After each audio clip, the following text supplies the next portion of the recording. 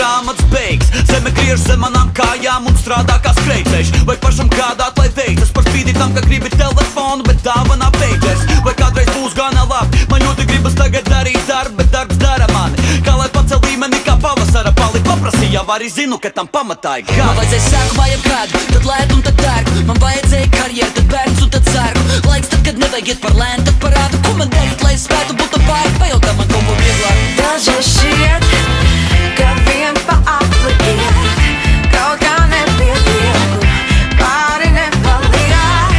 Ļauj man cauri laikam skriet, lai dzīve man garām nepaiet.